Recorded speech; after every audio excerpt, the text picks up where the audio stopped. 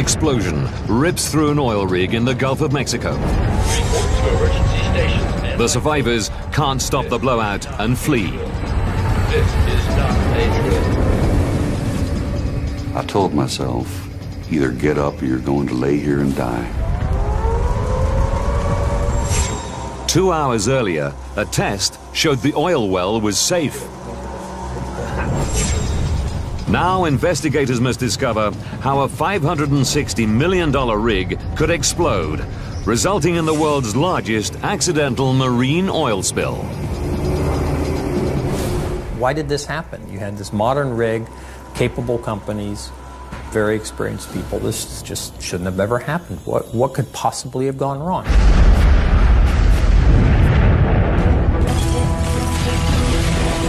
Disasters don't just happen. They're triggered by a chain of critical events. Unravel the clues and count down those final seconds from disaster.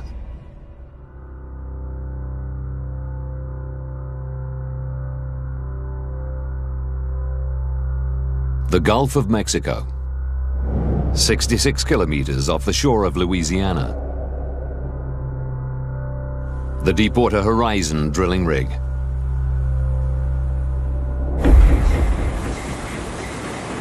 April the 20th, 2010. 5 p.m. Senior tool pusher Randy Ezell is head of the drilling department on the rig with an exemplary safety record. We had a VIP group come out from BP and Transocean, the rig owners. We were going to have a general tour of the rig. And one of the last areas we went to was the rig floor, where they were already conducting the negative test. The negative test happened right when we go. Oh, right, very good. 5:53 p.m. The drill shack. 43 days behind schedule, the specialist drilling rig prepares to unlatch from the well it has completed. The crew's work is nearly over. As tool pusher, it's Wyman Wheeler's job to manage the drill crew. He needs to ensure the well can't leak. If it did, it would send oil and gas rocketing towards the rig. He's running a pressure test, which isn't going to plan. The monitors show unusual PSI, or pressure readings, in the well. PSI's just going up and up. As the 6 p.m. shift change approaches, the night crew enters the crowded drill shack. Subsea supervisor Chris Pleasant is responsible for the rig's underwater systems. If there's a problem with the well, he needs to know. Wyman was convinced that something wasn't right. 1200 PSI. I can't explain 1200 PSI. Wyman Wheeler thinks the well is leaking. I'm sure we got a problem. I'm convinced we got a problem. But his shift is ending. Jason Anderson manages the night shift. There is something wrong with this whale. She's sending us a signal.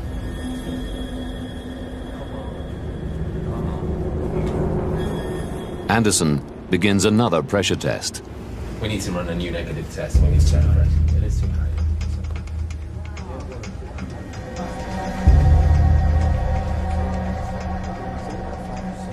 Jason told me, he said, "Why don't you go eat?" And I said, "Well, I can go eat and come back." And he said, "Man, you ain't got to do that.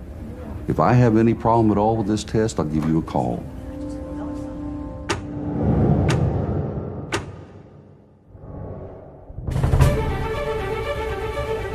Gentlemen, welcome. You know why we're here. We're here to celebrate the pride of the Gulf. In the conference room, Randy Ezell has rejoined the VIPs as they congratulate the rig's management on their excellent safety record. In the last 7 years, this rig has had no downtime. Gentlemen, a round of applause for yourselves, for all your involvement. Well, thank you. They haven't lost any time through personal injuries in 7 years. In the drill shack, Anderson's pressure test is underway. Again, they've reduced pressure in the well, and now watch and wait. But the one man has seen all this through. Our man of the moment, Randy Izell. Randy, keep him up. And job well done, Randy. We're very proud of you. Anderson's pressure test is complete. He's confident the well is not leaking. This is his last shift on the rig. He's been promoted and is due to fly off the next morning.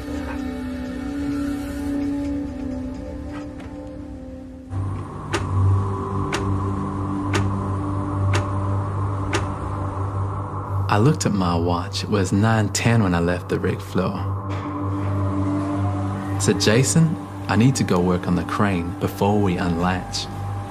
And he said, you got your tensions where they need to be?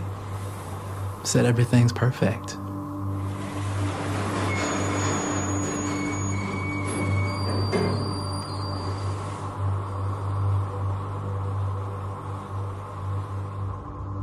Before he turns in for the night, Randy Izell calls Anderson. Well, how did your negative test go? He said it went good. He said, we bled it off, we watched it for 30 minutes, and we had no flow. I said, okay. I said, do you need any help from me? And he told me, no, man, just like he had told me before. I've got this. Go to bed, I've got it. He was that confident that everything was fine. Okay.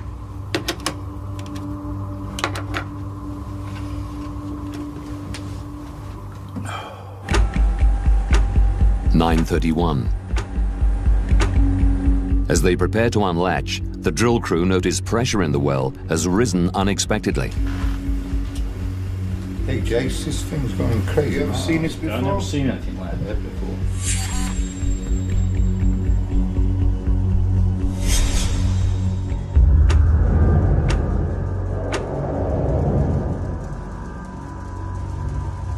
Below deck, Chris Pleasant's assistant flicks through the rig's CCTV.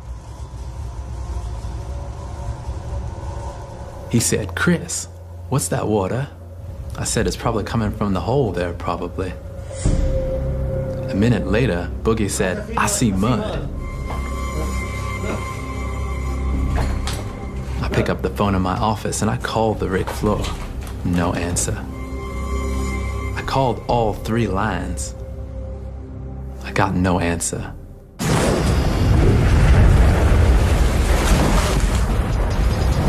Mud is erupting from the well, shooting over 74 meters into the air and raining down onto the rig. To avert disaster, the crew know they need to get the well under control immediately. They close valves to try to stop mud and combustible gas escaping the well.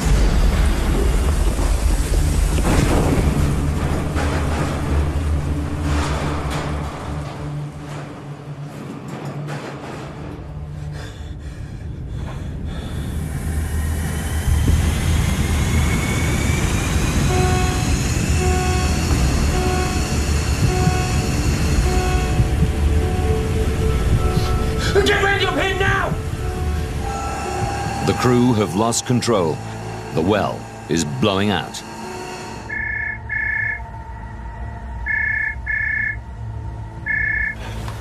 Hello? Steve opened up by saying, we have a situation. The well is blown out. I was just horrified. You all have it shut in. He said, Randy, we need your help. I'll be right there. It's a calm night with little wind.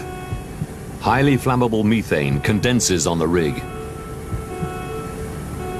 It will take only one spark to ignite.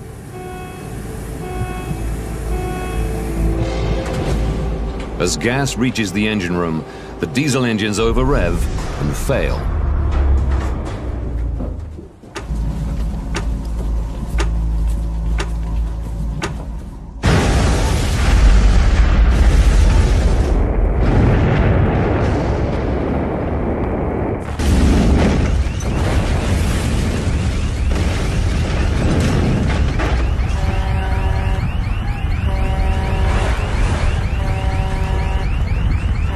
Blazing crude oil jets hundreds of meters into the air.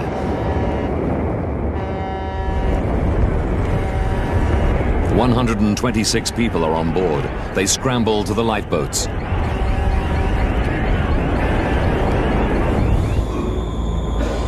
Randy Ezel is not amongst them. I told myself, either get up or you're going to lay here and die.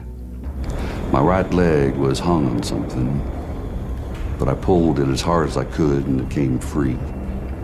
Then I felt something and it felt like air. I made it to the hallway, and what I thought was air was actually methane, and I could actually feel like droplets. It was moist on the side of my face. Ezel finds Wyman Wheeler. He's seriously injured. Well, he made a couple of steps with his arm around my shoulder, and he was in pain, and he said, set me down, you all go on, save yourself. And I said, no, we're not going to leave you in here.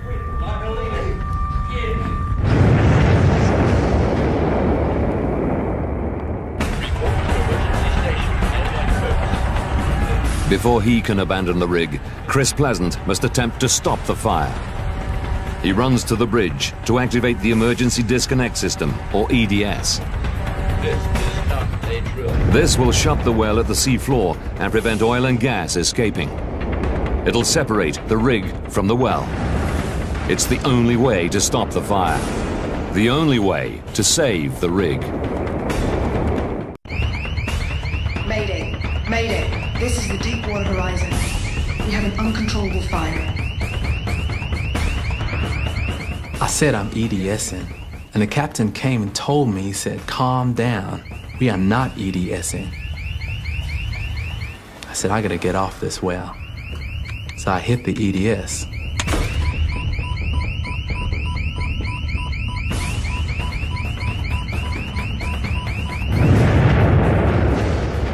Crude oil and gas continue to surge from the well, feeding the flames and explosions. The emergency disconnect has not worked. The captain came back over to me. He said, we can EDS. I said, I already did.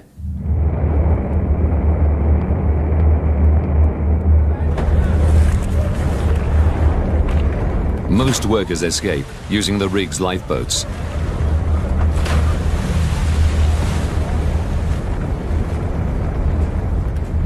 When we got outside of the living quarters, the first thing I observed is that both lifeboats had already been deployed and they'd left. Ezel takes Wyman Wheeler to a backup life raft. They're amongst the last to leave.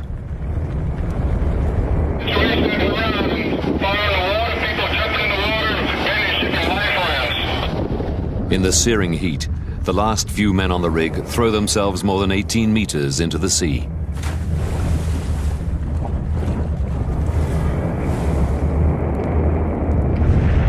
All 115 people who make it off the rig survive. They gather on the rig's nearby supply ship. Jason Anderson and the drill crew are never found.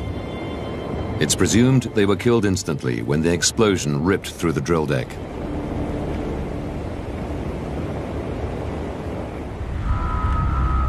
The Deepwater horizon burns for 36 hours, then sinks.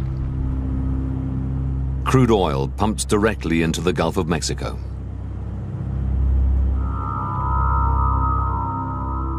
The world needs to know how a rig with an outstanding safety record could be struck by such a catastrophic disaster during a routine operation. As oil starts washing up on the US coast, President Obama assembles a team of investigators to find the answers. The catastrophe unfolding in the Gulf right now may prove to be a result of human error, or of corporations taking dangerous shortcuts to compromise safety. Geophysicist Richard Sears is appointed the scientific advisor to President Obama's National Commission. He's worked in the oil industry his whole career and was a vice president at Shell. You had this modern rig, capable companies, presumably very experienced people. This just shouldn't have ever happened. What could possibly have gone wrong?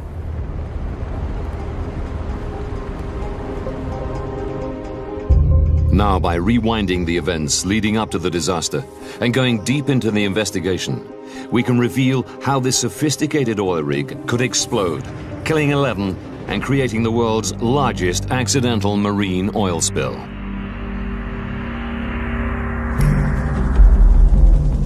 The Deepwater Horizon is the ultimate oil drilling rig. It holds the record for drilling the world's deepest well, over 10.5 kilometers. It's run by Transocean. Their crew have just finished drilling and constructing the Macondo well for BP.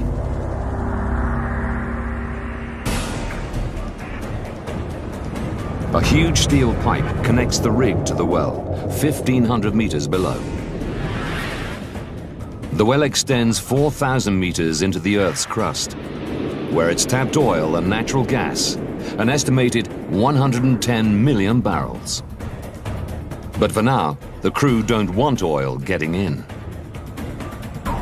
The Deepwater Horizon just drills and installs the well. A different rig will come to extract the oil. The well will be sealed and temporarily abandoned.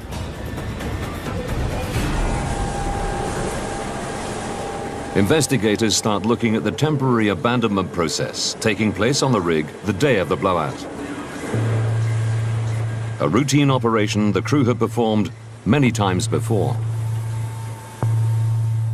The temporary abandonment is where you basically button the well up, put cement plugs in place, make sure it won't leak, and it's in a stable and sealed state.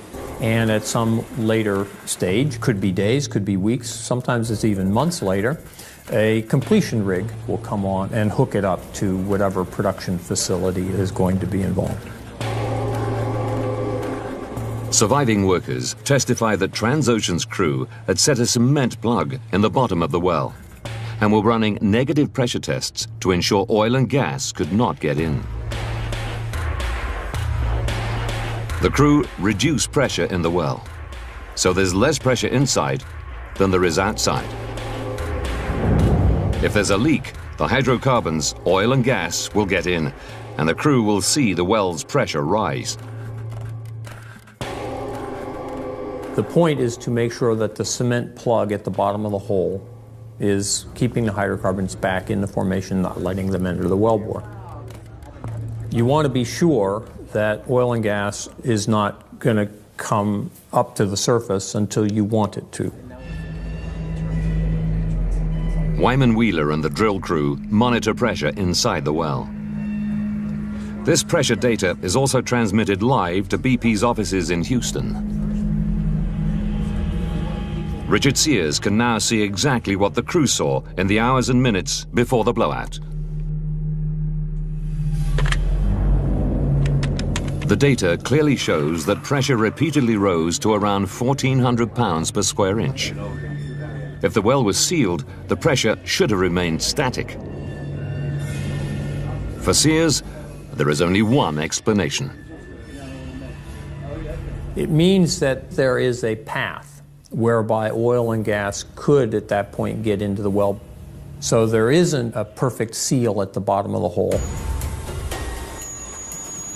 Surviving workers tell investigators that Jason Anderson interpreted the 1,400 psi differently.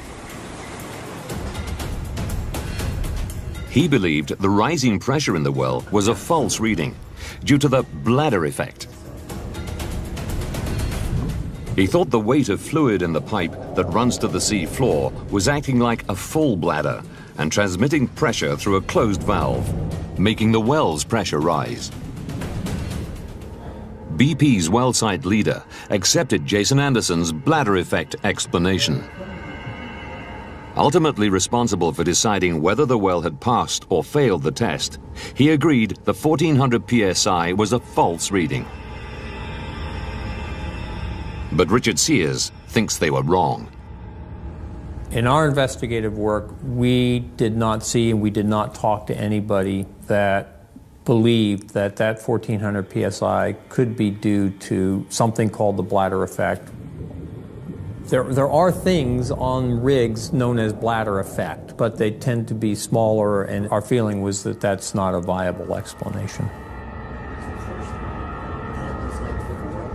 Clearly, they were in error. Why exactly they made that error, I just don't know. The error cost Jason Anderson and 10 of his colleagues their lives.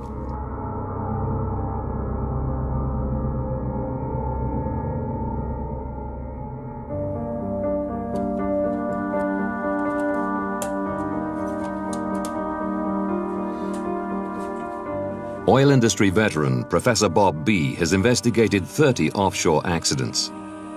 He's an expert in the human dynamics of disasters and has studied the Deepwater horizon closely. His voice was damaged by toxins during his investigation into the New Orleans levee collapse of Hurricane Katrina. They didn't want to blow up this system. They didn't want to die. And so there has to be an explanation of how they did this. Frequently, we think of things as we want it to be, not as it is. So if we want it to be okay, we find everything we can to support that thinking. So they found an implausible explanation to explain the drill pipe pressure away because that's what they wanted to believe.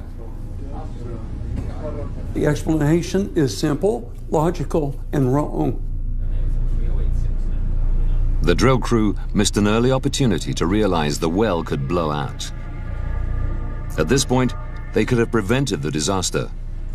It was a serious error, but not irrecoverable.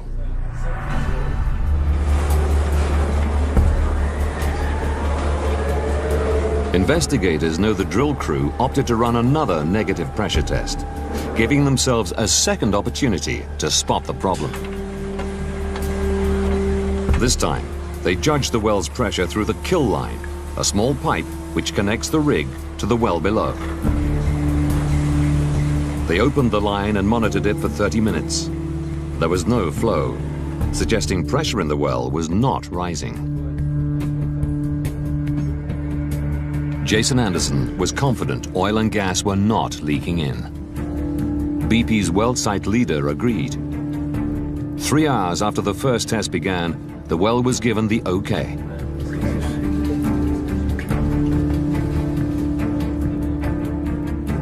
But the data shows that at this time, pressure on the drill pipe remained at 1400 psi. Like two straws in a glass, the drill pipe and kill line should give the same reading. On one of these pieces of pipe, you see 1,400 pounds per square inch pressure. On another of these pieces of pipe, you see 0. And that shouldn't be. The only explanation I can come to is that for some reason the kill line was plugged up. It could have been plugged with some foreign material, either from the well or introduced from the rig. We don't know. The crew believed the false reading and disregarded the true reading. They didn't investigate the pressure discrepancy and missed their second chance to see the well was leaking, their second chance to prevent the blowout.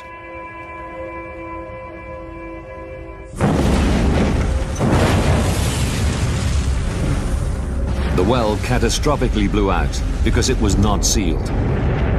If Transocean's crew had correctly interpreted the negative pressure tests, they would have realized this. At this point, they could have closed the well in at the sea floor and prevented the blowout. But they didn't, and they paid with their lives. And like boats, this is not a drill. But now, investigators need to understand why the well was not sealed. Richard Sears learns that the final part of the well was put into place the day before the blowout. As the well is drilled, it's lined with steel tubes.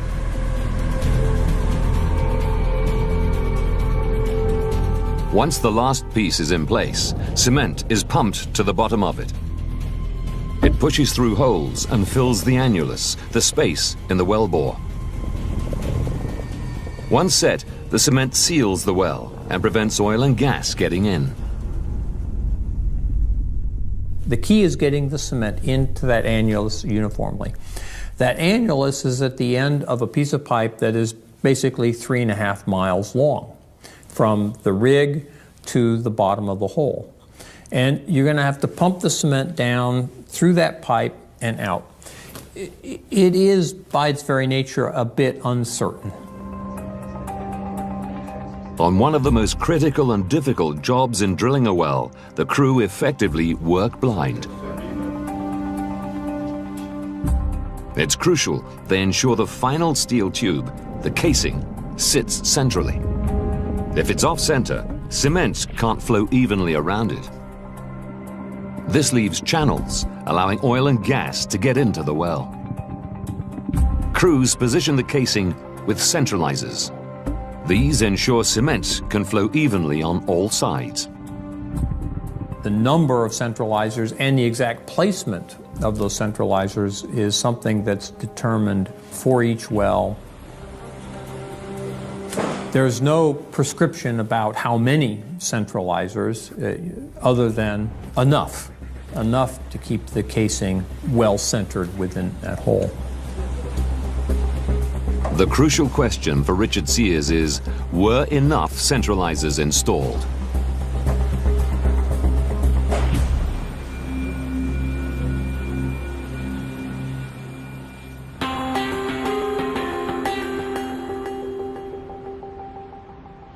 Critical decisions about the well were often made 700 kilometers away from the rig, in Houston, where BP's engineering team were based.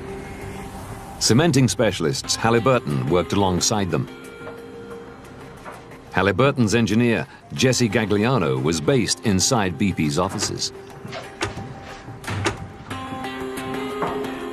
3 days before the casing is installed, Gagliano works out how many centralizers they need. BP has 6 on the rig, but he finds that won't be enough. He recommends they use 21. In the absence of his boss, a BP worker takes the initiative to fly 15 more to the rig. I'll see what I can do.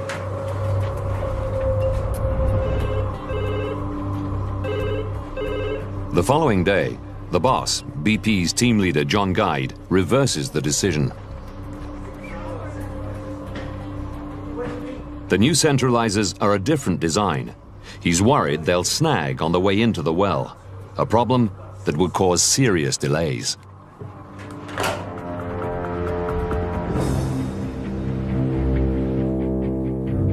Richard Sears follows the trail of emails between members of BP's engineering team.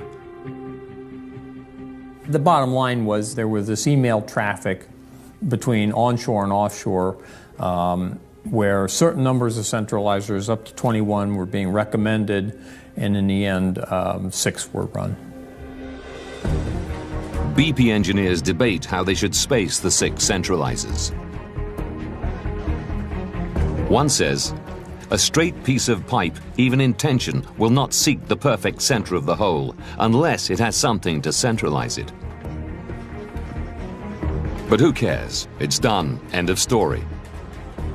We'll probably be fine, and we'll get a good cement job. He says John Guide's decision was right. He'd rather risk having to repair a poor cement job than risk the centralizers snagging on their way into the well. No one mentions the increased risk of a blowout.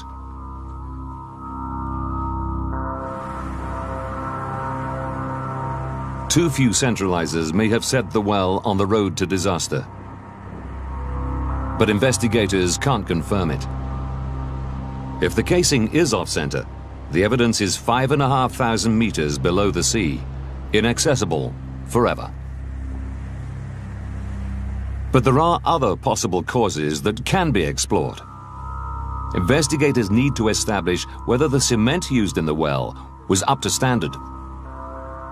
There's one thing we know for sure, and that is that hydrocarbons, oil and gas, came to the surface unexpectedly in this well.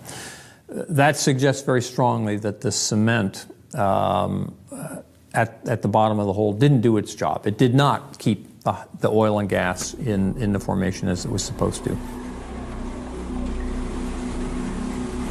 A unique cement formula is drawn up for each well. It's a complex mix of powdered cement, chemical additives, and water. The key to getting the cement right is that the cement itself is competent, that it sets up properly and has the right strength and characteristics that's required to hold the pressure that's exerted on it. Investigators study the cement formula that Halliburton designed for the well. How about easy flow? Easy flow. Let's have a look at that. The well bore was fragile and needed a light cement. Halliburton and BP agreed to nitrify it, inject it with tiny nitrogen bubbles, creating a cement foam. A controversial decision that rig owners Transocean objected to. They didn't trust nitrified cement to remain stable this deep in a well. BP overruled their objection. It's a more complex cementing operation. If you don't maintain a stable foam, the bubbles coalesce, then they could effectively create large voids in the cement behind the casing, or they could actually coalesce into channels. Either would cause disaster. Oil and gas would force its way into the well and shoot to the surface uncontrollably.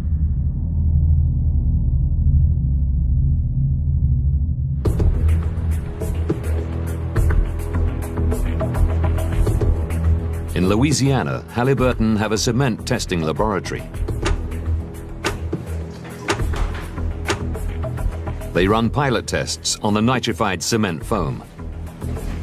One test shows the foam is unstable. Nitrogen is escaping. There's bubbles there. Yeah. Investigators discover that Halliburton do not expressly alert BP to the result.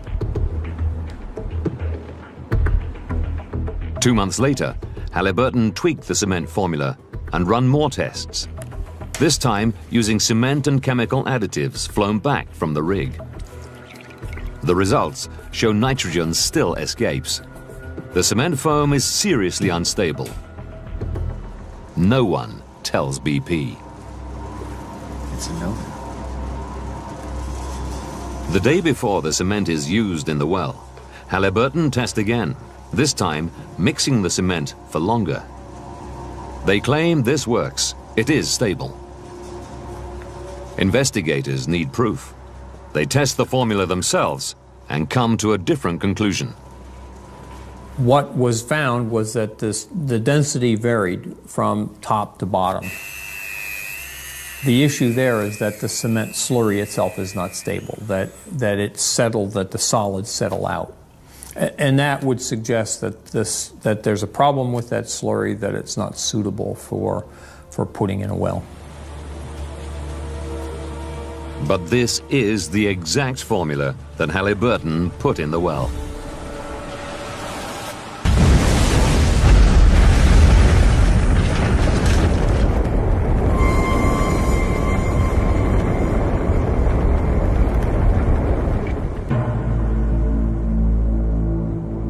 "36 hours after the blowout began, the rig sank. Pipes connecting it to the well crumpled and broke. For 86 days, crude oil pumped directly into the Gulf of Mexico.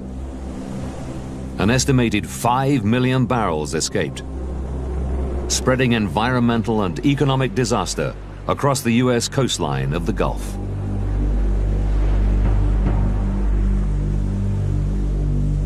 Only once the relief wells were dug, permanently plugging the Macondo well and stopping the flow, could investigators begin to solve the final mystery: why the emergency disconnect didn't work. Under the rig is the ultimate piece of safety equipment. The blowout preventer, or BOP, is like a giant tap over 16 meters high. Under normal conditions, while they construct the well, the crew use valves to control the flow of fluids into and out of the well. But the BOP also has an emergency function. It's designed to prevent blowouts.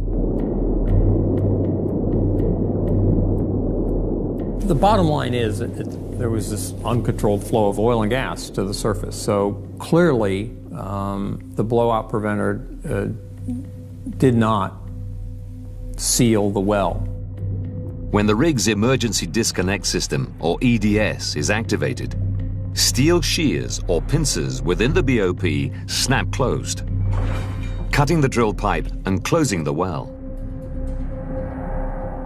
The BOP then splits, allowing the rig to move away.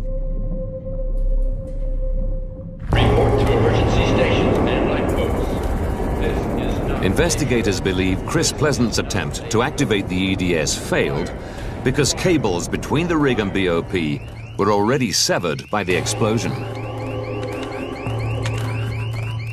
But BOPs are built to cope with this. If a catastrophic event takes place on the rig, they have the ultimate failsafe, the dead man.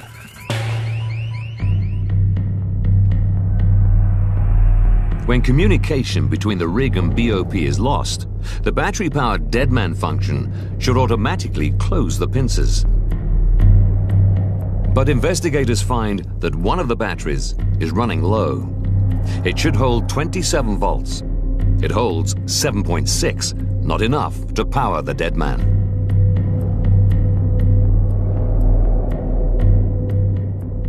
Transocean claimed the battery was charged at the time of the blowout and discharged subsequently. There may be no way of knowing.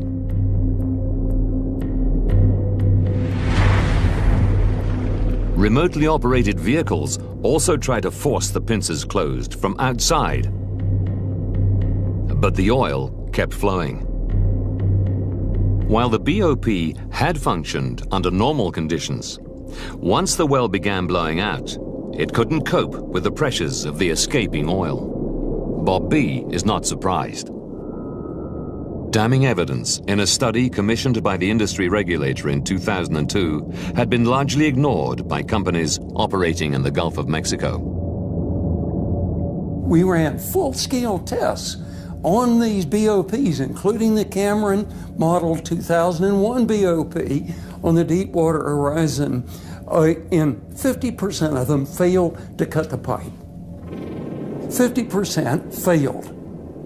Other countries have said, well, this is not acceptable, but what do we do down here? We're continuing to hope those pincers will work, and hope is no strategy for survival.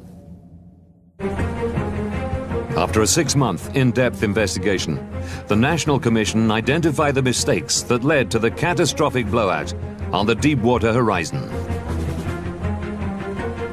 The primary cause was the cement failing to seal the bottom of the well. But there were multiple failings that went right up to management of the companies involved, and multiple points at which the disaster could have been averted.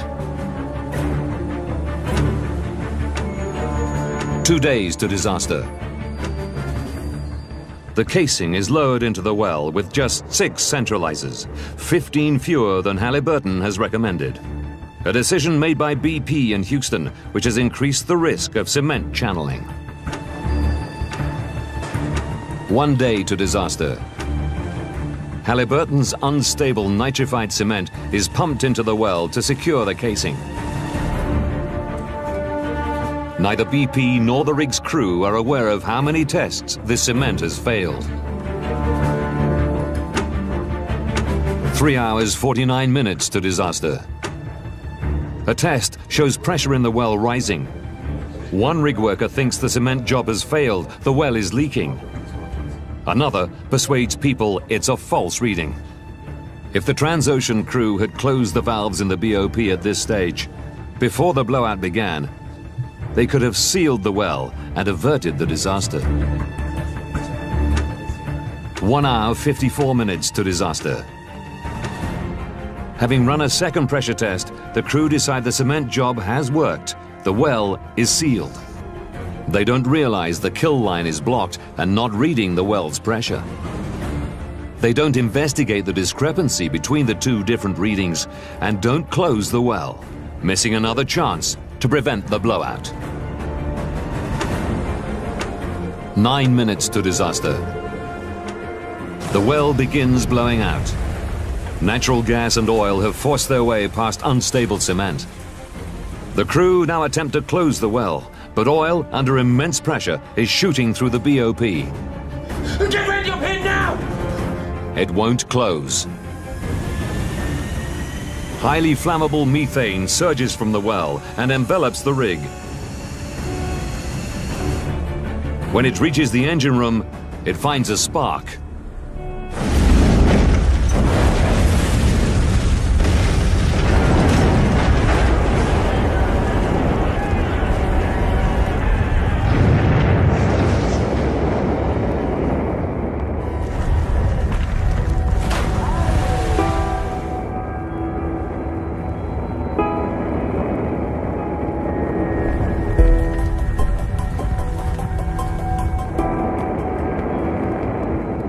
Investigators conclude that BP, Halliburton, and Transocean each made critical decisions unilaterally, which increased the chance of the Macondo well blowing out. Take any one of these decisions in isolation, and okay, that's reasonable. It's when you put all of these decisions together that Macondo was allowed to happen. And nobody in one place with a sort of a big world view of how the system fit together. You know, the people that died that night in particular weren't fully aware of the complexity of the system.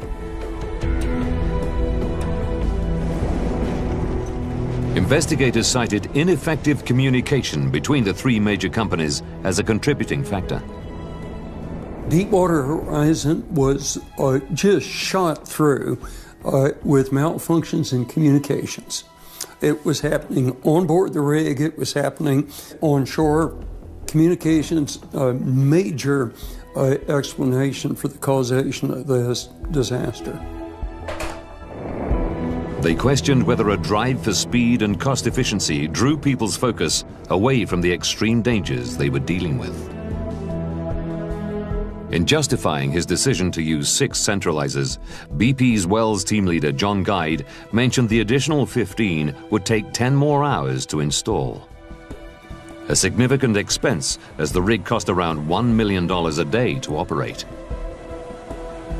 While there are many pressures within this business to save time and money and move along, there need to be equal pressure and benchmarks around safe operations and safe performance so that you provide that balance.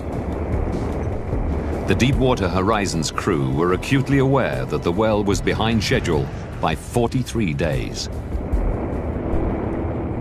I call it the blowtorch on the bomb incentive. You can feel the heat and you're going to want to move fast. This well was budgeted to cost $96 million. Well, today it has cost approximately $150 million. That's a lot of money. Transocean say BP are largely to blame for the disaster. Halliburton claim BP did not give them essential data regarding the well. BP have acknowledged some failings, but say Transocean and Halliburton are also partly to blame. I don't want to say it could happen again. Of course it could happen again because the risk never goes away. You don't manage these risks to zero. They're always there. But the industry needs to do everything it can to ensure that it doesn't happen again. Don't miss extreme angling in brand new Wicked Tuna, continuing on Sunday nights at 9, only on National Geographic Channel. Seconds from Disaster is back next.